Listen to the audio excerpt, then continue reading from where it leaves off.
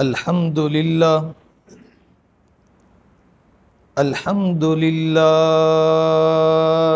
رب العالمين،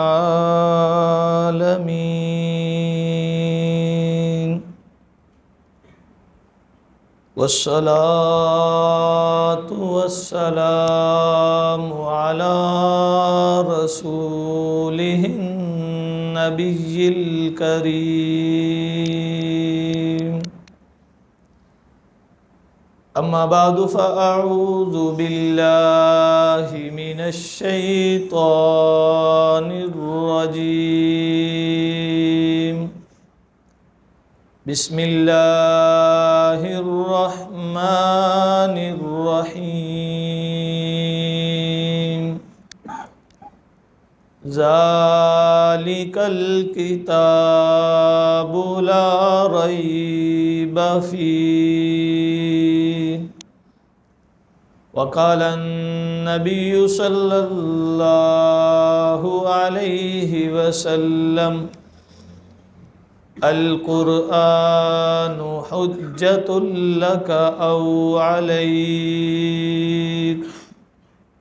صدق الله ورسوله النبي الكريم.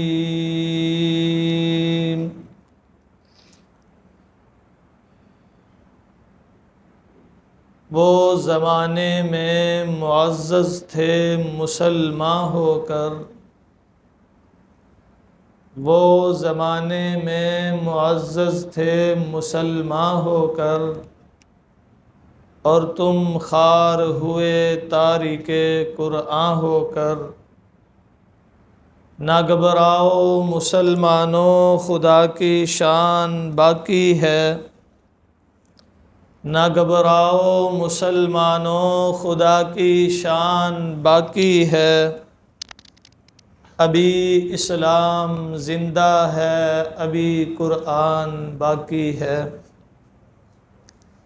انتہائی واجب الاحترام، قابل صد تکریم و تعظیم سامعین گرامی قدر،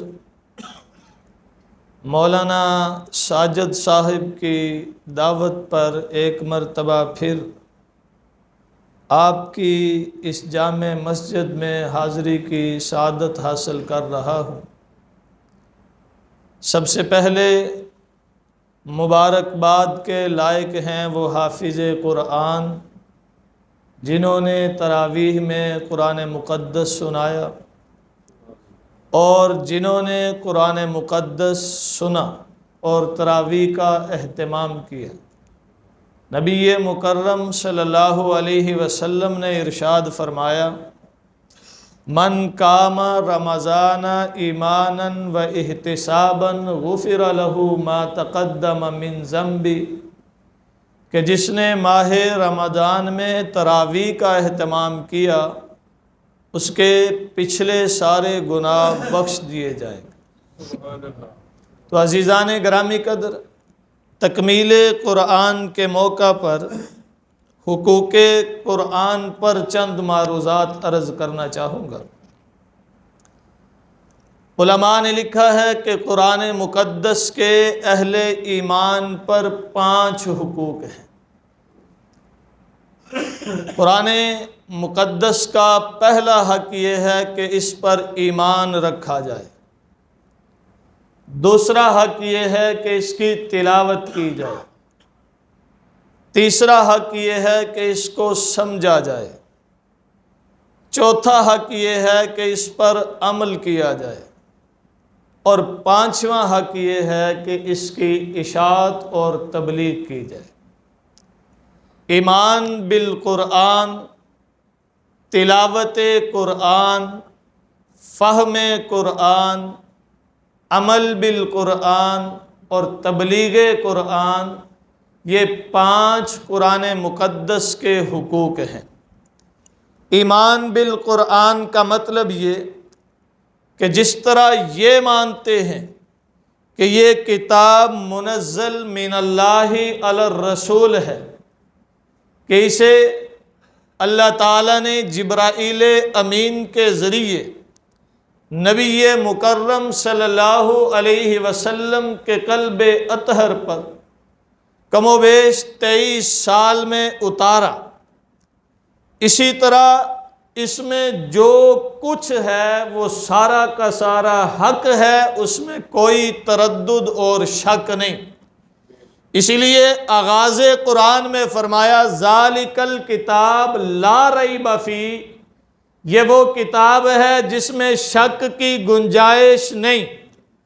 قرآن کی ایک ایک آیت، قرآن کا ایک ایک لفظ، قرآن کا ایک ایک مطلب برحق ہے، انسانی عقل میں آئے تب بھی نہ آئے تب بھی۔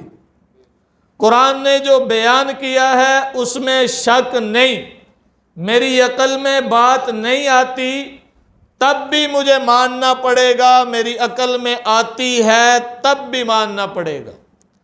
اگر قرآن مقدس کی کسی بات میں شک کیا، تردد کیا، تو پھر ایمان بالقرآن نہیں ہے۔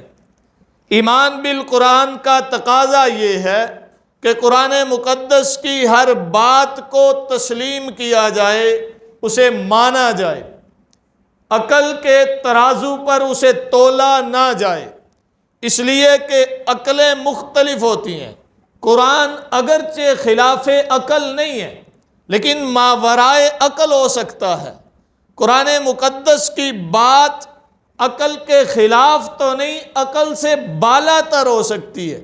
شاہ ولی اللہ محدث دہلوی رحمۃ اللہ علیہ فرماتے ہیں عقول کے مختلف درجات ہوتے ہیں، اور پھر زمانے کے اعتبار سے بھی عقلوں میں تفریق ہوتی ہے، فرق پڑتا ہے۔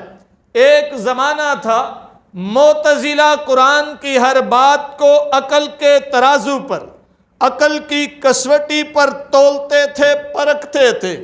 انہوں نے قرآن مقدس کی بہت ساری باتوں کا انکار کیا کہ عقل میں نہیں آتی۔ انہوں نے کہا دیکھیے اللہ قرآن میں فرماتا ہے وَنَزَعُ الْمَوَازِينَ الْقِسْطَ لِيَوْمِ الْقِيَامَةِ کہ ہم عملوں کا وزن کریں گے قیامت کے دن۔ قیامت کے دن وزن کیا جائے گا نیکیوں کا، قیامت کے دن وزن کیا جائے گا برائیوں کا، قیامت کے دن اچھے اعمال بھی تولے جائیں گے، برے اعمال بھی تولے جائیں گے۔ کہنے لگے بلا اعمال تو اراض ہیں، بے جسم ہیں، اور بے جسم کا وزن کیسے ممکن ہے؟ یہ ہو نہیں سکتا کہ بے جسم چیز کا وزن کیا جا سکے۔ عقل نہیں مانتی، انہوں نے انکار کر دیا۔ وقت گزرتا گیا، زمانہ بیت گیا، پھر انسان نے اراض کا، بے جسم اشیاء کا وزن کر لیا۔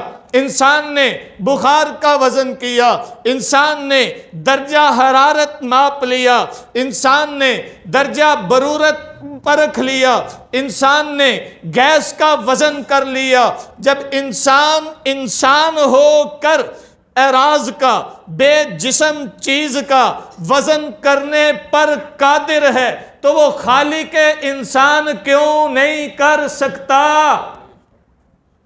ان کی عقل میں یہ بات نہیں آئی تھی، یہ خلاف عقل نہیں۔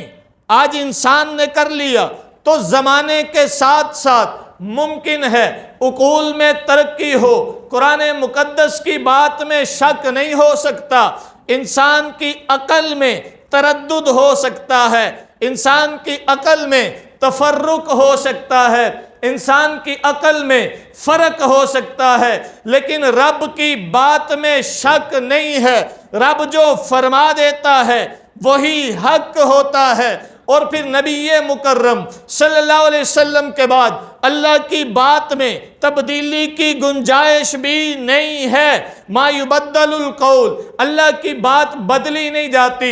سائنسی نظریات بدل سکتے ہیں، عقول کے فیصلے بدل سکتے ہیں، لوگوں کی تحقیقات بدل سکتی ہیں، لیکن جو اللہ نے فرما دیا ہے وہ 14 صدیاں پہلے فرمایا ہے، آج بھی حق ہے۔ اور قیامت تک حق رہے گا۔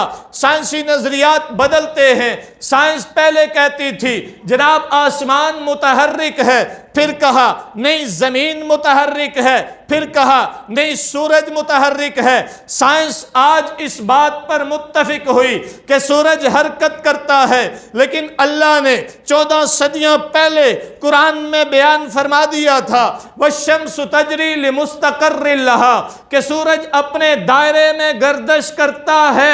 یہ نظریہ اللہ نے قرآن میں تب دیا تھا جب سائنسدان مانتے نہیں تھے، لیکن آج ماننے پر مجبور ہو گئے ہیں۔ اللہ نے تب فرما دیا تھا جب یہ سائنسدان تسلیم نہیں کرتے تھے۔ سائنس آج تسلیم کرنے پر مجبور ہوئی ہے کہ مرد کے کروموسوم سے بچہ پیدا ہوتا ہے، رحم مادر میں جو نطفہ ہوتا ہے وہ مرد کا ہوتا ہے، لیکن اللہ نے 14 صدیاں پہلے بتا دیا تھا من نطفۃ امشاج، مرد کی صلب سے پیٹ سے نکلنے والے پانی کے قطرے کی بدولت بچہ جنم لیتا ہے۔ سائنس آج اس بات تک پہنچی ہے کہ بچہ ماں کے پیٹ میں رحم مادر میں 3 جھلیوں میں پیدائش پاتا ہے، پروان چڑھتا ہے، لیکن اللہ نے قرآن مقدس میں 14 صدیاں پہلے بیان کر دیا تھا خلقم من بعد خلق فی ظلمات ثلاث کہ اللہ ماں کے پیٹ میں 3 تاریکیوں میں بچے کو پالتے ہیں۔ تو سائنسی نظریات بدل سکتے ہیں، عقول کے فیصلے بدل سکتے ہیں،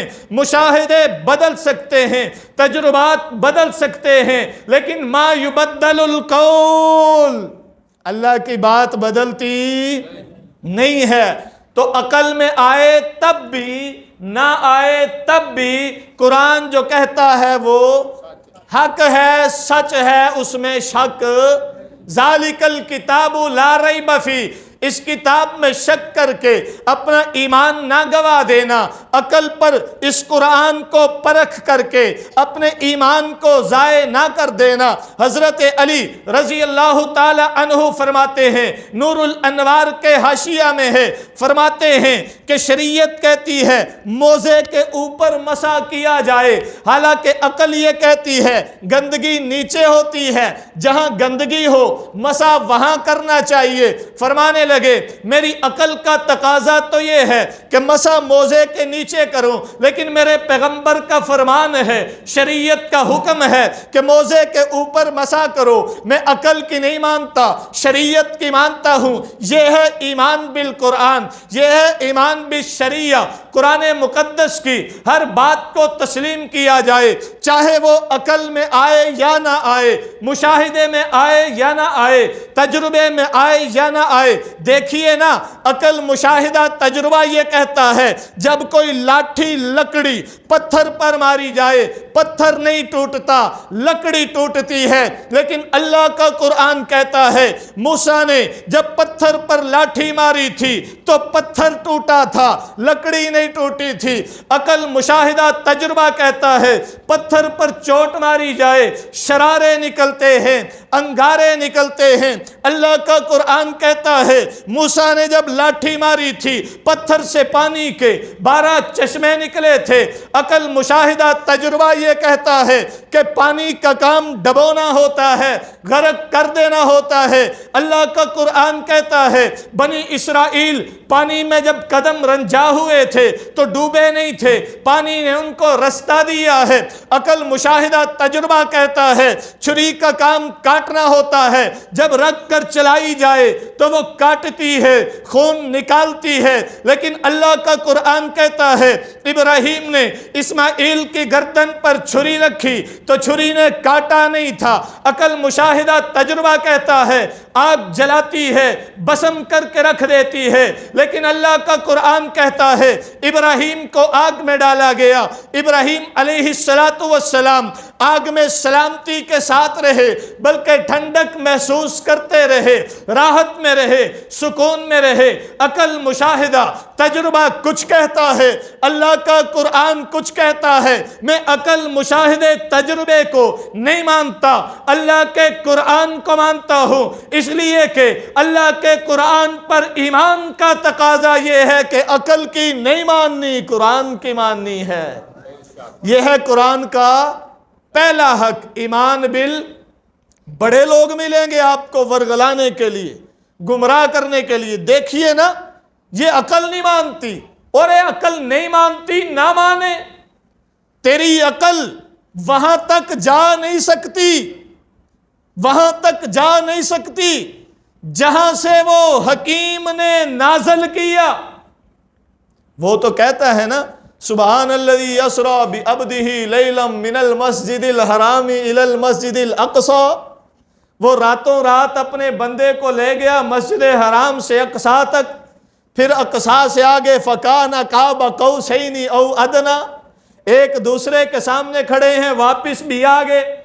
جب واپس آئے دروازے کی کنڈی ہل رہی ہے، جہاں سے وضو کر کے گئے تھے پانی بہہ رہا ہے، گویا ایک ساعت بھی نہیں لگی، ایک لمحہ بھی نہیں لگا، وہ جنت بھی دیکھ آئے، جہنم بھی دیکھ آئے، مسجد اقصی میں گئے، انبیاء کی امامت بھی کروائی، رب کے ساتھ ملاقات بھی کی۔ فَكَانَ قَابَ قَوْسَيْنِ أَوْ أَدْنَىٰ فَأَوْحَىٰ إِلَىٰ عَبْدِهِ مَا أَوْحَىٰ، آپس میں باتیں بھی ہوئی، واپسی پر حضرت موسیٰ علیہ السلام سے مکالمہ بھی ہوا، یہ سارا کچھ ہو گیا، اور جب واپس آئے تو جیسا چھوڑ کر گئے تھے ویسا ہی تھا۔ جب بتایا صبح تو مشرکین نے کیا کہا؟ عقل نہیں مانتی، ایسا ہو نہیں سکتا، ایسا ہو نہیں سکتا۔ ارے جہاں عقل کی بس ہو جائے، عقل کی انتہا ہو جائے، وہیں سے تو اس کی ربوبیت کا، کمالات کا آغاز ہوتا ہے۔ تو اس کا مقابلہ عقل ہماری کر ہی، ہماری عقلوں کا بھی تو وہی خالق ہے نا، اس نے ہمیں جس لمٹ تک رکھا ہے ہم اس سے آگے جا ہی نہیں سکتے۔ تو ایمان بالقرآن، ہر حال میں قرآن کی ہر بات کو مانا جائے۔ قرآن کا دوسرا حق تلاوت قرآن ہے کہ قرآن مقدس کی تلاوت کی جائے۔ اللہ تعالیٰ قرآن مقدس میں فرماتے ہیں اتل ما اوحی الی من القرآن، قرآن کی تلاوت کیجئے، قرآن کریم کو پڑھیے۔ قرآن کریم کا پڑھنا بھی باعث ثواب ہے، اس کے ایک حرف پر 10 نیکیوں کا وعدہ ہے۔ الف لام میم، یہ ایک حرف نہیں ہے، یہ 3 حروف ہیں۔ الف لام میم پڑھنے پر 30 نیکیاں ملتی ہیں۔ ذرا تصور کیجئے، یہ ایسی کتاب ہے کہ جس کے صرف پڑھنے پر بھی اللہ اجر سے نوازتے ہیں۔ قرآن کی تلاوت کا، قرآن کے پڑھنے کا حکم بھی خالق کائنات نے دیا ہے، اسے پڑھنا چاہیے۔ قرآن کو فقہا نے لکھا ہے سال میں 2 مرتبہ قرآن مکمل کرنا، سال میں 2 مرتبہ قرآن ختم کرنا، یہ قرآن کا حق ہے۔ یہ اس لیے نہیں آیا تھا کہ الماریوں کی زینت بنا دیا جائے، یہ اس لیے نہیں آیا تھا کہ غلافوں میں بند کر کے رکھ دیا جائے، بلکہ اسے پڑھا جائے۔ ابو بکر صدیق بھی پڑھتے ہیں، عمر فاروق بھی پڑھتے ہیں، عثمان بھی پڑھتے ہیں، حضرت علی بھی پڑھتے ہیں، حضرت تمیم داری بھی پڑھتے ہیں، کثرت سے قرآن کی تلاوت کرتے ہیں۔ حضور مسجد نبوی میں آئے، ابو بکر بھی تلاوت کر رہے ہیں، عمر بھی تلاوت کر رہے ہیں۔ ابو بکر کی آواز پست ہے، عمر کی آواز بلند ہے۔ اللہ کے رسول پوچھتے ہیں ابو بکر آہستہ کیوں پڑھتے ہو؟ اللہ کے رسول جسے سناتا ہوں وہ آہستہ بھی، عمر تم اونچی کیوں بولتے ہو؟ اونچی آواز میں کیوں پڑھتے ہو؟ اللہ کے رسول اس لیے اونچی آواز میں پڑھتا ہوں کہ جہاں تک آواز جاتی ہے شیطان بھاگتا ہے، شیطان کو بھگا رہا ہوں۔ تو تلاوت قرآن کا وہ شوق جو نبی نے دیا اور صحابہ نے لیا وہ ہم میں ہونا چاہیے، یہ قرآن کا حق ہے۔ حضور علیہ الصلوۃ والسلام کے شاگردوں میں عثمان غنی رضی اللہ تعالیٰ عنہ نے ایک رکعت میں پورا قرآن پڑھا، حضرت تمیم داری نے ایک رکعت میں پورا قرآن پڑھا، امام اعظم ابو حنیفہ رحمۃ اللہ تعالی علیہ نے ایک رکعت میں پورا قرآن پڑھا، بلکہ امام اعظم کے بارے میں آتا ہے کہ وہ رمضان میں 61 قرآن پڑھا کرتے تھے، ایک قرآن دن میں پڑھا کرتے تھے، ایک قرآن رات میں پڑھا کرتے تھے، اور ایک قرآن تراویح میں پڑھا کرتے تھے۔ ادھر شوال کا چاند نظر آتا تھا، 30 رمضان کے روزے ہوتے تھے، شوال کا چاند نظر آتا تھا، اور ادھر امام اعظم ابو حنیفہ کے 61 قرآن پورے ہوتے تھے۔ تو یہ تلاوت قرآن کا شوق جو ہمارے اسلاف میں تھا، وقت کی قلت کے پیش نظر مجھے دیا گیا وقت بھی مکمل ہو چکا ہے، تو ایمان بالقرآن یہ قرآن کا پہلا حق ہے، تلاوت قرآن یہ قرآن کا دوسرا حق ہے، قرآن مقدس کا تیسرا حق فہم قرآن ہے کہ اس کو صرف پڑھا ہی نہ جائے بلکہ سمجھا بھی جائے۔ دنیا میں ہمارے پاس کسی بڑے آدمی کی چٹھی آ جائے، خط آ جائے، کیا ہم اسے بند کر کے الماریوں میں رکھ دیتے ہیں؟ کیا اسے پڑھے سمجھے بغیر سنبھال کے رکھ دیتے ہیں؟ نہیں نہیں نہیں، ہم پڑھتے ہیں جناب یہ وزیر اعظم کی طرف سے آیا ہے، یہ فلاں کی طرف سے آیا ہے، اسے پڑھنا ہے، دیکھنا ہے اس میں لکھا کیا ہے، یہ مجھے کہنا کیا چاہتا ہے۔ تو ذرا تصور کیجئے، خالق کائنات نے قرآن مقدس ہمارے لیے بھیجا ہے، ہم نے اسے سمجھنا ہے تاکہ معلوم پڑے خالق ہم سے چاہتا کیا ہے۔ سمجھنا چاہیے نا، لیکن سمجھنے کے لیے اہل علم کے سامنے دو زانوں ہونا پڑتا ہے۔ دنیا کا کوئی بھی علم بغیر استاد کے نہیں آتا، تو یہ کیسے ممکن ہے قرآن کی سمجھ بغیر کسی استاد کے آ جائے؟ اعتراض کرتے ہیں جی اللہ قرآن میں فرماتا ہے وَلَقَدْ يَسَّرْنَا الْقُرْآنَ، ہم نے قرآن کو آسان بنایا ہے، لہذا کوئی بھی قرآن کھول کر سمجھ سکتا ہے۔ قرآن کو آسان بنایا ہے یہ تو اللہ نے فرمایا ہے، لیکن یہ کہاں فرمایا ہے بغیر استاد کے سیکھ جاؤ گے؟ آج کا تھوڑا بہت اردو جاننے والا قرآن ترجمے والا اٹھا لیتا ہے اور اپنی مرضی کے مطالب اور مفاہیم نکال کر کے بتاتا ہے میں قرآن سمجھ گیا ہوں۔ ارے قرآن نہیں سمجھ آتا بغیر استاد کے۔ کبھی ایسا کسی نے کیا کہ طب کی میڈیکل کی کتاب لے اور اسے کھول کر اچھا پیٹ درد کی یہ دوا ہے، خود ہی جا کر پیٹ درد کی دوا لے آئے؟ کبھی ایسا کیا اچھا یہ بیماری ہو تو اس کی یہ دوا ہے، خود ہی جا کر وہ دوا لے استعمال کرے؟ کرتے ہیں؟ جب اپنے جسم کے حوالے سے بغیر ماہر کی رائے کے فیصلہ نہیں کرتے تو ایمان کو جسم سے بھی کمزور سمجھ لیا ہے کہ بغیر صاحب الرائے کے، بغیر صاحب علم کے خود ہی فیصلہ کرنے لگ جائیں۔ ایسا نہیں ہے، قرآن سمجھنا چاہیے، لیکن اہل علم سے، جنہوں نے قرآن کو سمجھا ہے، جنہوں نے قرآن کو سیکھا ہے، جو علوم قرآن پر دسترس رکھتے ہیں، ان سے سیکھیں۔ یہ قرآن کریم کا حق ہے کہ اسے سمجھا جائے، لیکن اصحاب علم سے۔ اور قرآن مقدس کا چوتھا حق یہ ہے کہ اس پر عمل کیا جائے۔ آج ہماری تنزلی کی سب سے بڑی وجہ یہ ہے کہ ہم نے قرآن کو مانا بھی ہے، قرآن کو پڑھا بھی ہے، قرآن کو سمجھا بھی ہے، لیکن عملی زندگی میں اسے لے کر نہیں آئے۔ یہ قرآن صرف دم درود کے لیے نہیں آیا، صرف ثواب کے لیے نہیں آیا، صرف برکات کے لیے نہیں آیا، صرف شیاطین کو بھگانے کے لیے نہیں آیا، صرف لوگوں کو اس کی برکتیں دینے کے لیے نہیں آیا، بلکہ قرآن دستور حیات بن کر آیا ہے، قرآن منشور زندگی بن کر آیا ہے۔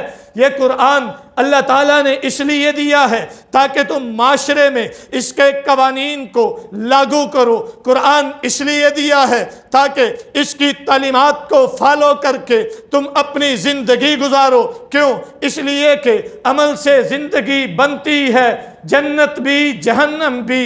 یہ خاکی اپنی فطرت میں نہ نوری ہے نہ ناری ہے۔ اگر قرآن پر عمل نہیں ہے تو پھر ایمان بالقرآن، پھر تلاوت قرآن، پھر فہم قرآن، ان تینوں کا فائدہ نہیں ہوگا۔